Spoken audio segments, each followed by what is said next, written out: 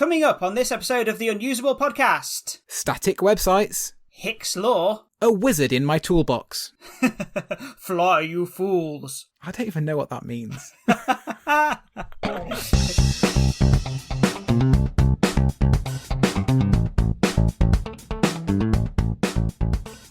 Welcome to the Unusable podcast, where we discuss the importance of user experience in technology and the world around us, and talk about great design that just works, or moan about it when it doesn't. Hello, David. Hello, Andrew. It feels like a very long time since we were last recording, doesn't it? Yeah, but this is a good thing about podcasts. If someone listened to the last one just now, they could listen to this one straight away, and then it's no different. It's mere seconds. In the ears of our listeners, it may have just been moments ago that they last heard us. But for us, it's a little while since we last did this, isn't it? So we're back. It's exciting. I've no idea what you just said. I just saw lips moving. Is this an internet connection issue? Or maybe? Yeah. You cut out quite a lot then. I was going to go, yeah, you're right. That's what I was saying. To be fair, you could use that little clip just throughout. Just drop it in anywhere. Just pretend that I'm listening and I'm interested. Yeah. So what have you been up to since we last podcasted, David? Anything exciting? Oh my God. Right. Okay. So, well, I've been making websites. Quite a lot of websites. Quite a lot of websites. Yeah, well, okay. That's good. I rebuilt my personal website. Oh, yeah. Okay. How did that go? Quite well. I decided to use one of these new wave static site generators. So it gets hosted as just pure HTML, CSS, and there's no WordPress to get hacked into. There's no back end that needs managing. It's just fast, simple. Because it's just pages, isn't it? It's just static HTML pages. Yeah. Okay. I've had only a bit of experience with things like this because the word is Jamstack, isn't it? Is it part of the Jamstack? Part of the Jamstack. I don't really know what that means, but that's kind of the word that people use when they're talking about static site generators. Well, in my case, there's just M. There's no J and A. Oh, so there's no JavaScript. What's the A? APIs. JavaScript, APIs. What's the markup? Markup. Okay, so yours. So mine's just markup. There's no dynamic data or anything like that. So it's just an M. So it's just a bog standard, non-database driven website. Yes. Like from back in the olden days. Well, all it is my ramblings on a blog and a picture of me and a welcome message. I'm not sure what else I need other than. That's a good point, actually. I mean, so many people are spinning up a whole massive, WordPress install or whatever with all its complexities and like a React's front end and stuff like that. Oh, that kind of It's just simple. Nothing's wrong with that kind of interactivity if it's needed. Yeah. But in my case, there's nothing dynamic. Yeah. If it's not got a search on there, or if it's not got no login, no search, no cart, nothing, not even a contact form it doesn't need a live access to a database then. Yeah. So yeah. God. So I used a template to build the site, and it's a really, really simple, plain template. Almost looks like borderline unstyled HTML. But the beauty of that is that it's accessible. It's fast. Yeah. It's clear. It's clean. There's not much in the way of branding on there, but I didn't feel it needed it. It's just content. It's just well presented, neat content. I actually managed to get it to score flat 100s in every category on the Google Lighthouse report. Well, on the speed test and things like that. Speed, accessibility, SEO, every category on Lighthouse 100. 10 out of 10 for everything. Absolute full marks and everything. How? Because there's not much to it. It's a static site with a very plain template. That's impressive. I work on quite a lot of websites for clients. A lot of them are quite big websites, quite a lot going on, a lot of content detail, a lot of images, animations. The client always wants a database with like CMS access, things like that. And sometimes I just think, why don't they just keep it simple? What's wrong with just a bit of HTML? Yeah. I don't know. Obviously, there's problems with that because that's not scalable in the same way and stuff. But if it's just HTML and CSS, static files, things like that, it can be served so quickly from a server without having like rendering time, looking up the database time, all that sort of thing. Yeah. It's just simple, fast. Don't really need anything else. But like I said, I don't begrudge anyone that does have a full, stack of things there because they need everyone in the business to be able to edit it, or, they need a shopping cart because they're an e-commerce site. Of course, it's not going to work for them. But for me, just keeping it simple was. Yeah. I think a lot of people just overcomplicate things and immediately reach for something like WordPress or or similar to do it to do Squarespace, all those yeah, sort of but things. a lot of it's just unnecessary.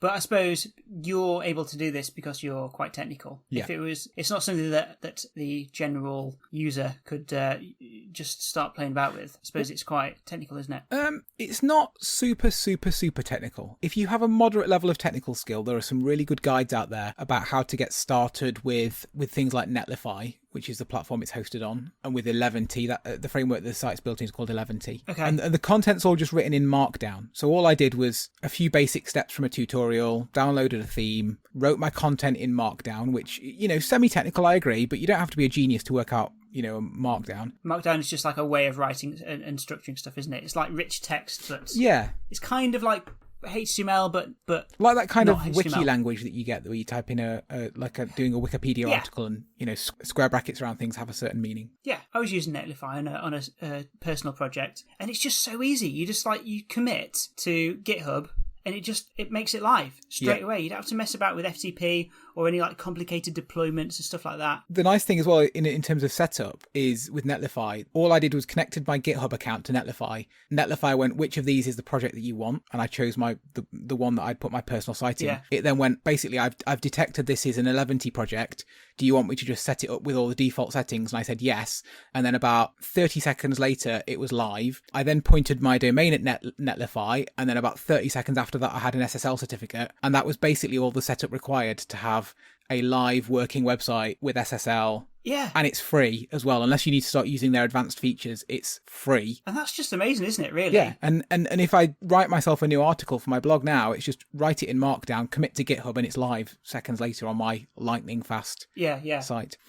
Yeah. You don't have to mess about with a complicated deployment system and managing your own server and stuff like that. Yes. And all the complications that comes with that. But it's still not going to be something that you give to your mum or something though. You would need a reasonable degree of technical expertise to get in there, but you wouldn't, you don't have to be a flat out genius programmer to get it either. There's a level that I think most semi-techie people would get it. The other thing that's worth mentioning though, and I haven't looked into this personally, but I know there are some CMSs that you can use, and they're called headless CMSs. Oh, okay. What does that mean though? I've heard of it, but I don't really know. So a CMS, well, just to mention for people that don't know, a CMS in the traditional sense is a platform where you can go and log in and edit your website, basically, isn't it? So if you've got a website, the CMS is where you can log in, edit it, usually drag and drop things or whatever, or write in new content or whatever it is, add blocks of content, whatever it is. So a headless CMS is basically just the editing part of a CMS. So you can go in and write your content out, organize your content, but then there's no way for it to be consumed until you connect it up to something yourself. So what you can do is, if you use what you just mentioned, the Jamstack, is that you can write a static site that pulls out the content out of the headless CMS. So recently I learnt about something which I thought I would share with you, which is Hicks Law. Okay. Have you ever heard of Hicks Law? Not to be confused with coleslaw. I wasn't definitely not going to confuse it with coleslaw. But when you say law, is it like an actual law, or is it like a law of gravity, or is it more like don't kill people? Don't kill people law. It's more like the law of gravity. So it's like a universal truth. Yes. Something that exists, and just Mr. Hicks invented it. Yes. Well, not invented it, discovered it. William Edmund Hick. Okay, yeah. And Ray Hyman. Oh, yeah, okay. Right, so I'm kind of feigning ignorance here. I do know what this is. So this is the Hicks Law, or the Hick-Hyman Law. For some reason, Mr. Hyman's name is left out, as if there's something a little bit weird about the word Hyman. Oh, I didn't even pick up on that. I literally was just thinking, maybe he got the short end of the straw. Why does his name get dropped? Was he not as important, or maybe he didn't do as much. But research maybe it's just that he has the same name as a. Let's not go there. Let's not go there. Okay, so tell me about the law. It is that the time and effort it takes to make a decision increases with the number of available options. Okay. So in simple terms, the more choices you give someone, the longer it takes for them to choose one of those things. And that sounds pretty straightforward and obvious, really. Yes, it does. Although it does go slightly further and say that the decision time, when you increase the number of choices, the decision time increases logarithmically. Oh, really? Okay. Oh, so the more options there are, it really, really does take a long time then. Yes. Okay, so if you're in a restaurant and you're looking at the menu, if there's loads and loads of options on that menu... Hold on. Which restaurant am I in? I need to visualise this. Where are we? A restaurant that clearly does a lot of things. If there's 1,000 things on the menu, you're going to be looking through each one and going, oh my God, I can't decide. And then the waiter's going to come back after a while and it's like, have you decided yet? And you're like, no, come back later. Yeah, it's that choice paralysis, isn't it, from having so many options? Yeah, it is. Yeah, it's choice paralysis. So, so I heard there was an experiment done in a supermarket where they were selling something simple like, I don't know, tins of beans, for example, and all these different brands of beans, but they simplified it to just one brand of beans and ended up selling more. Yeah, that doesn't surprise me. I think that's one of the secrets of success to the popular German supermarkets in the UK, Aldi and Lidl. Okay. Because rather than a traditional supermarket that would say stock 20 different varieties of beans, they have just one type, which has other benefits as well. Like they don't need to have as much space for stock.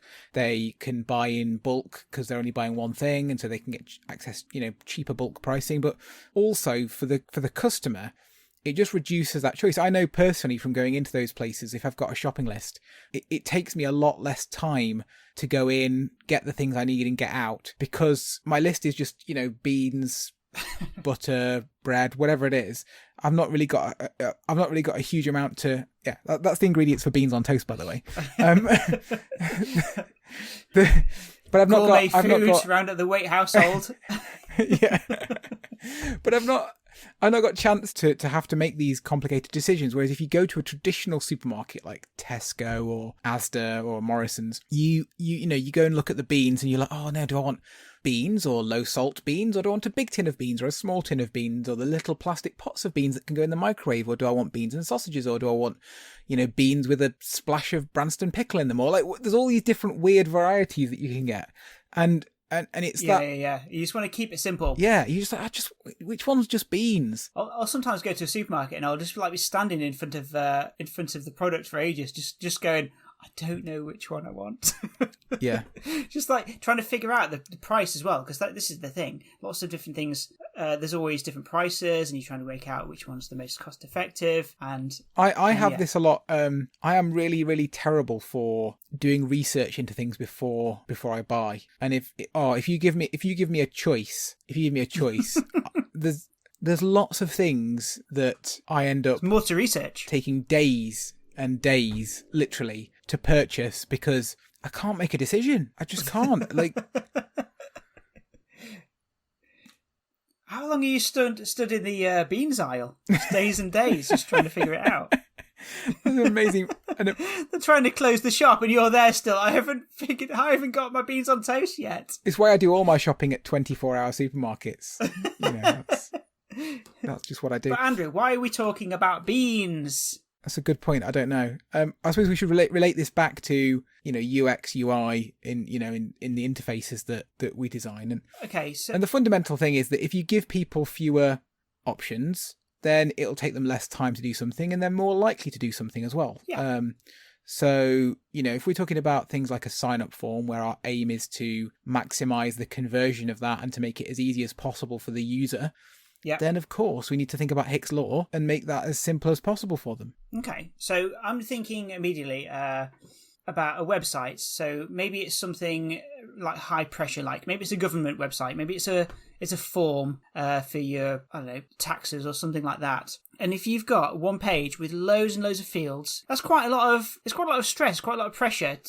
It creates quite a lot of anxiety that there's all these fields to fill out, especially for somebody who doesn't use websites all that often. Yeah.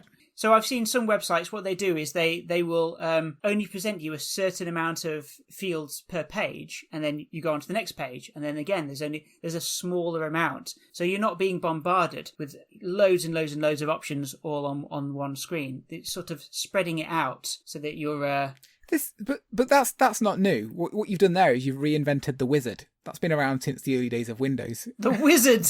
Well, that's essentially what a wizard is, isn't it? You remember Yeah.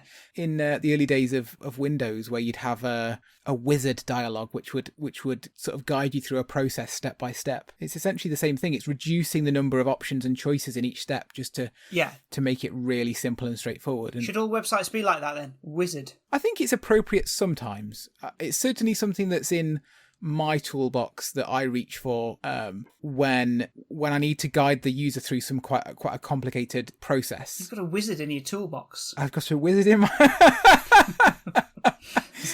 Gandalf just popping his head out.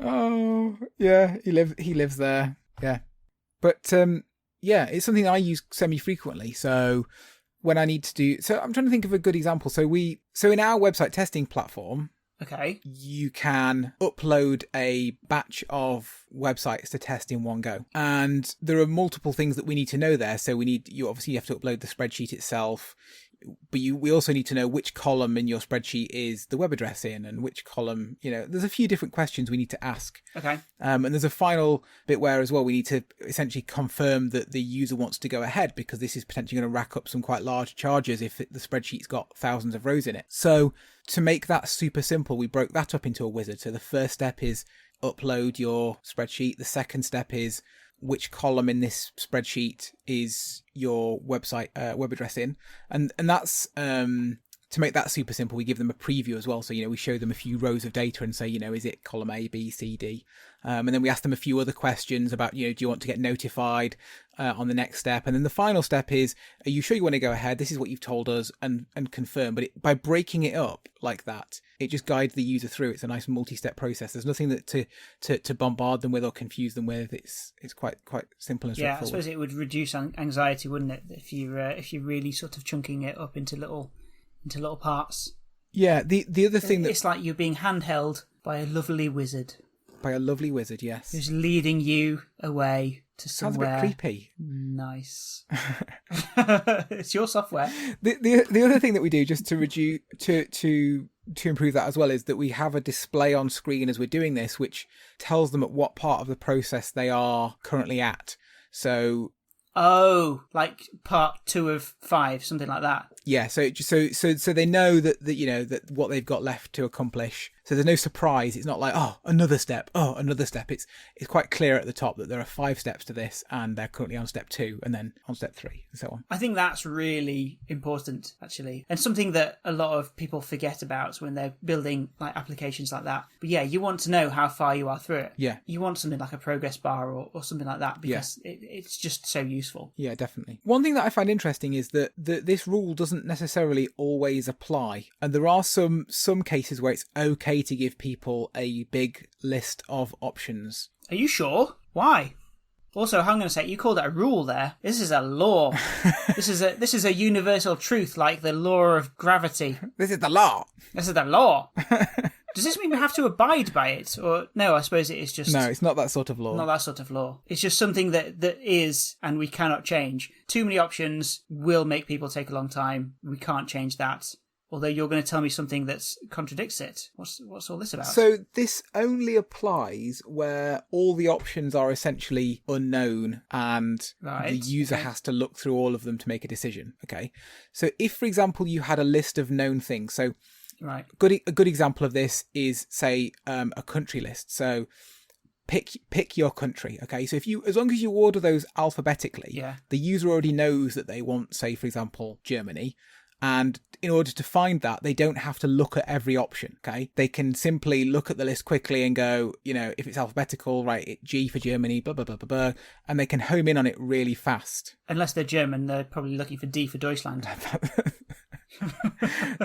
That's true. That's true. If you're looking for the United Kingdom, I find this really frustrating because obviously it would be under U for United Kingdom. Sometimes, weirdly, it's at the top. I don't know. Obviously, it depends on the website or the app or whatever that you're using, but... I think it's just that's just to make it easier for Yeah. when businesses predominantly operate, say, in the United Kingdom. They'll put it at the top. If 99% of your users are going to be from the United Kingdom, I suppose it does make sense to put it at the top so that it's easy to choose from. But still, it makes sense. Still, I'm going to look as long as you notice it there. It makes sense as long as you notice it there. But if you go straight down the list and you're looking at you and you're going, where's the United Kingdom gone? And then you go, okay, well, it's usually after United Arab Emirates. Yeah. But the other thing that's confusing is that our country has multiple names, really, doesn't it? Because sometimes, oh my God, Great Britain under G. So we look there. So we've gone to U to look for United Kingdom. Then we've gone to G for look for Great Britain. It's not there. Then we've gone to E for England. Maybe have they done that? Have they separated? Yeah, maybe. And then it's not there. And then we're really confused. And then we realise what they've done is they've tried to make it easy and put it at the top separately.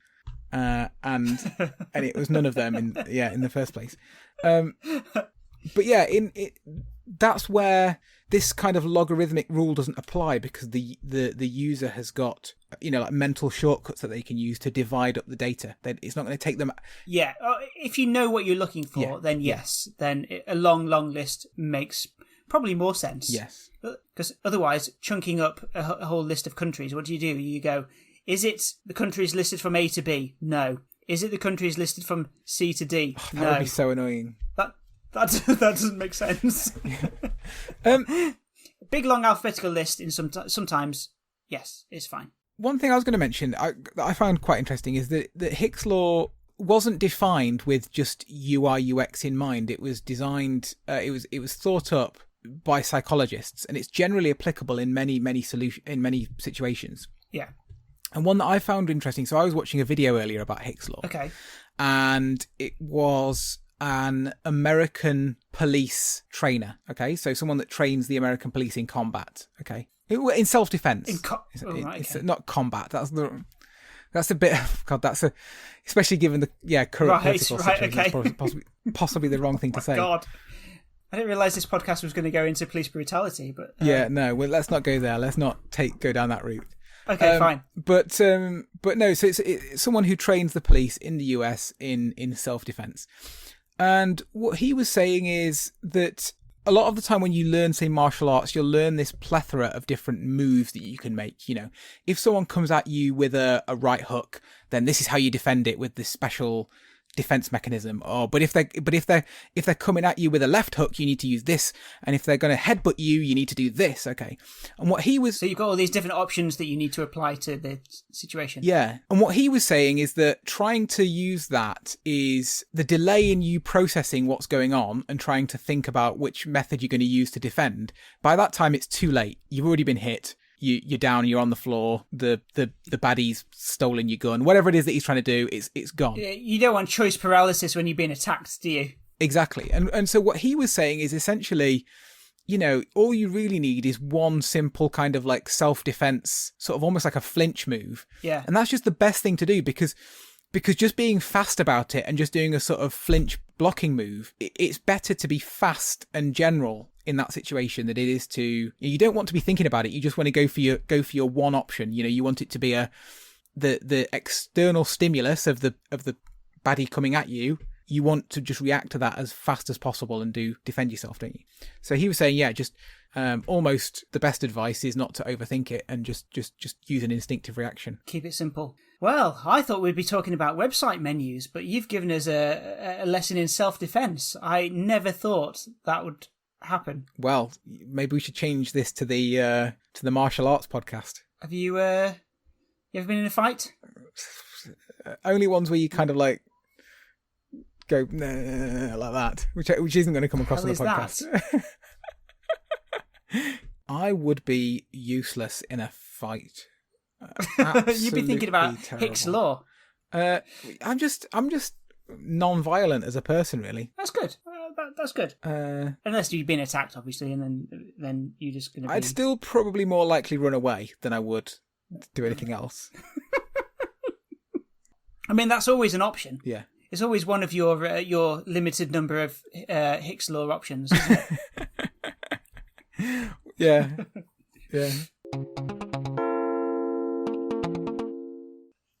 So is this going to be useful for us as like web developers, app developers, things like that? Is it something to always bear in mind? Well, I don't know about you, but I feel like I kind of do this instinctively anyway. It feels wrong bombarding the user with too many options. It's quite, I personally find it quite instinctive that, reducing the user's choice and designing things to be as simple as possible is going to give the best outcome. But it is something to bear in mind. And especially if you're trying to convince another stakeholder in a project, why shouldn't we have 5 options here? Why do we need to reduce it to 3? Or, maybe you're talking about pricing options for your product, and maybe you've started out with say 10 options, and you're trying to convince someone that actually 3 price levels is going to be better and have more conversions. Rather than saying that's what you think, you can actually, sound all clever and say, well, Hicks Law states that you give people more options, it's going to take them longer time to whip out the law. Yeah. Then you could whip out the wizard from your toolkit.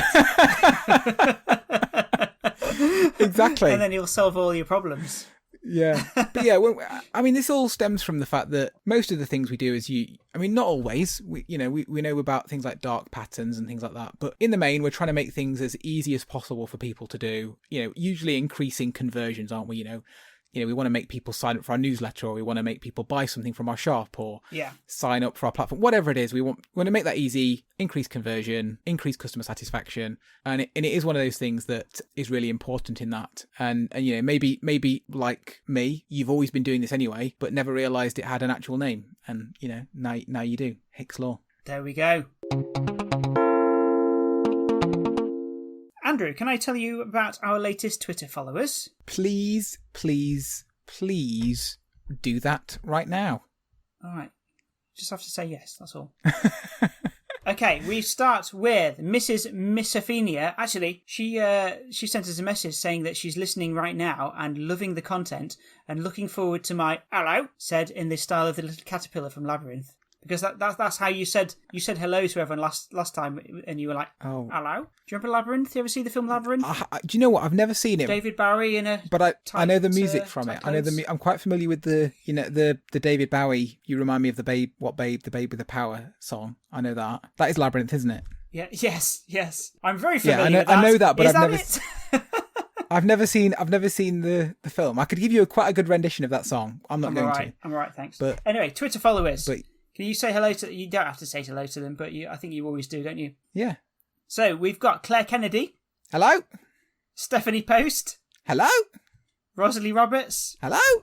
Sherry Grimes. Hello. Bogdan Suravac. Hello. Hello, Yulia. Hello.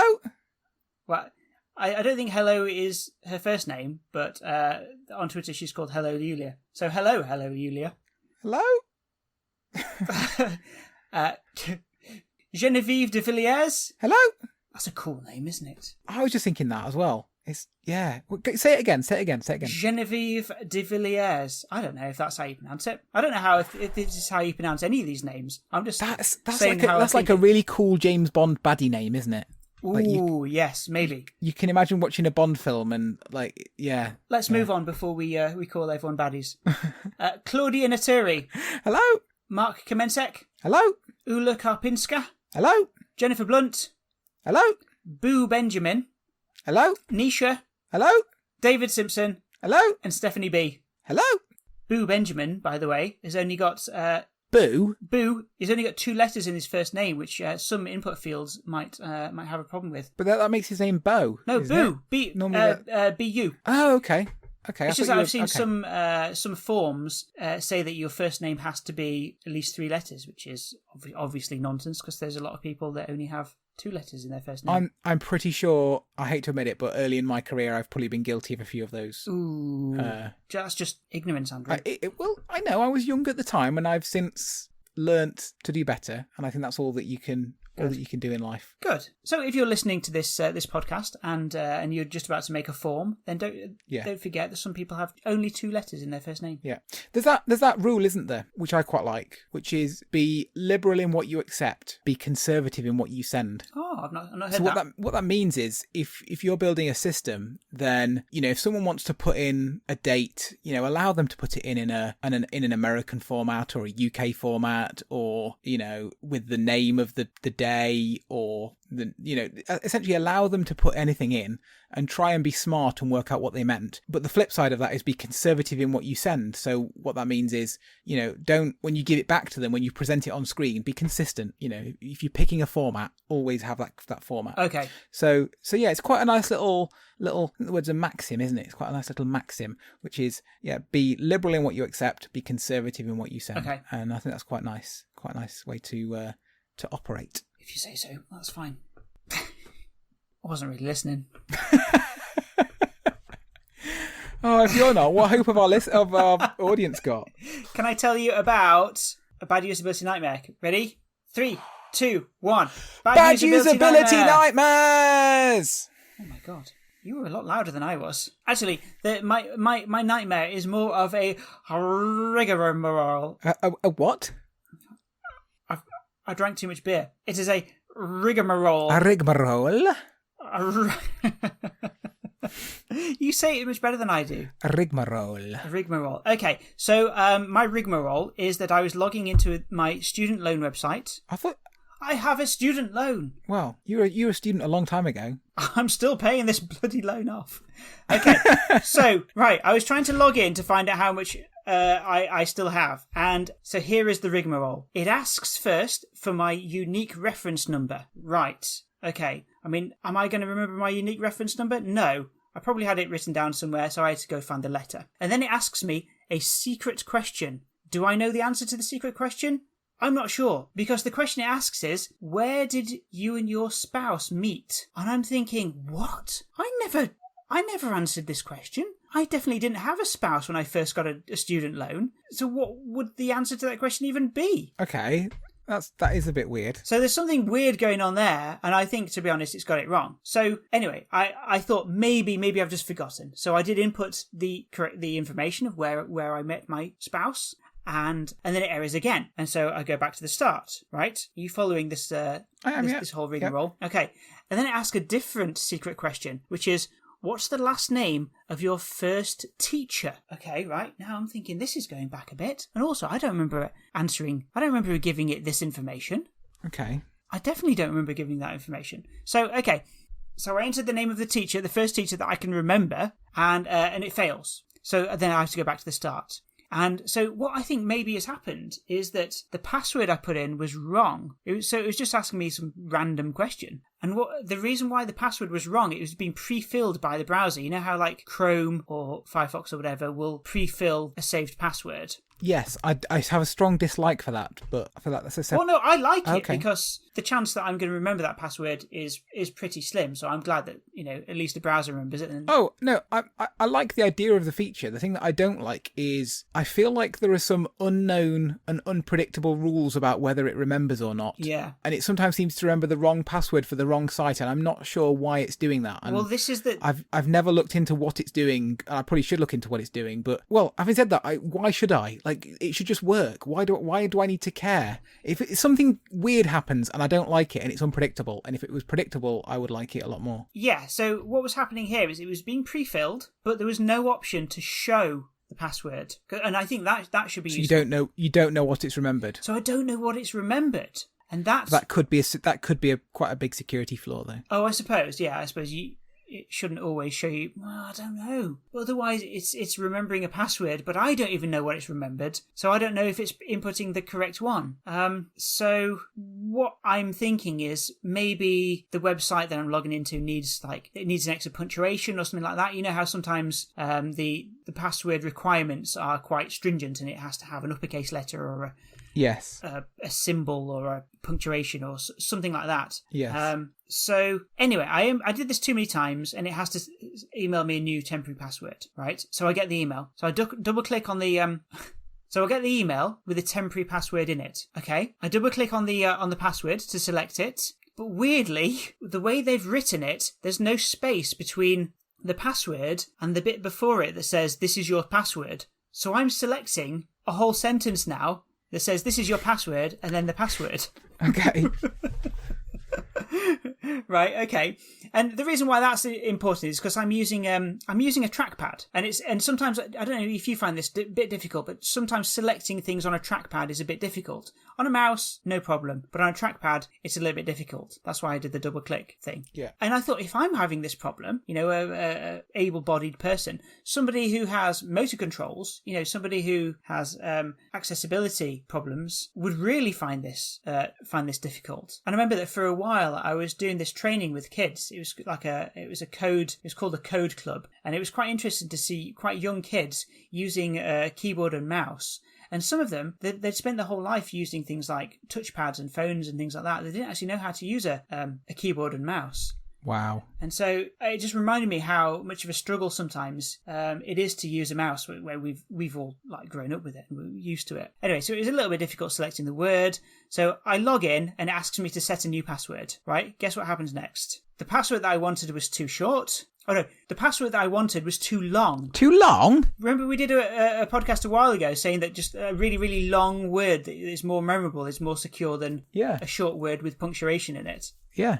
Okay, so it's too long. Ridiculous. This is probably why it didn't work in the first place, because the password was wrong. It probably wanted some really, really weird... it probably had some really, really weird set of requirements. So then it asks me for a new memorable question. And the one that I initially chose was, what street did you first live on when you grew up? And and I wanted to provide the answer, but the answer couldn't include a space. What? Most street names have a space in. Exactly. Most street names have a space in. Wow. Okay. That's terrible. So we inputted this anyway, and then it goes, an unexpected error has occurred. Please close your browser. So you didn't even get to do what you wanted to do? No, but it said, please close your browser, which is just a bizarre thing to say anyway. I'm not going to close... No, I've got some other tabs open. I don't want to close my browser. I don't want a website telling... You're not telling me what to do. Telling me what to do? Oh, my God. I don't come over there, tell you what to do with your own computer. Tell me what I should close and what I should restart. That sounds awful. It's like a program finishing on Netflix and Netflix saying, now turn off your TV. No, I'll do what I want. You're not telling me what to do. I wonder, is there a name for that? Is there a name for that? The fact that people don't like being told what to do? I wonder. A rebellious nature, I think. Yeah, but I wonder if it's got a name, like Hicks Law. I wonder if it's got a scientific name. I don't know. David, I have a bad usability nightmare. Okay, tell me all about it. It's the Britbox app. The Britbox? What's this? So Britbox is a service a bit like Netflix. It's like a streaming service in the UK. Okay. And it has it's owned by the BBC and ITV, so it has all sort of British traditional shows on. Okay. And it's quite a simple nightmare, but it's a nightmare nonetheless. So let me paint you a picture. Let me please do. Paint me a word picture. Let me let me paint this picture with my colourful words. Just get on with it, whatever you do. So imagine, if you will, that my wife and I retire in an evening to watch a television episode in bed. We've got a TV next to our bed. This is our routine. We'll tend to watch. It's not going to get saucy, is it? This story. You'll have to wait and see. Get on with it then. And we pick something on the Britbox app. Now, this is usually like a box set, so we'll watch an episode per night. Okay, so just recently we watched Broadchurch, which is like a crime, thriller, drama thing. Yeah. Now, we'll watch one episode, and then the next night we'll watch the next episode. And that's usually how it works, yeah. Yeah. Now, the nice thing about most streaming apps like Netflix and the BBC iPlayer and all the other ones that I've ever used is that they will accurately remember where you had got up to. Oh. Okay.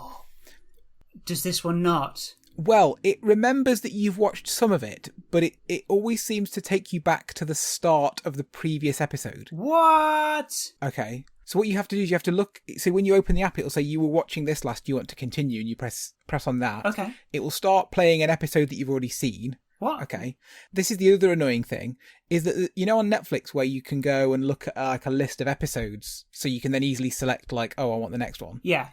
There's no control to do that. So your options are either to go back, search for the program again, choose the episode, or you can skip the episode to the end, which will trigger the credits to roll up and for it to then continue on to the next episode. Oh, that's...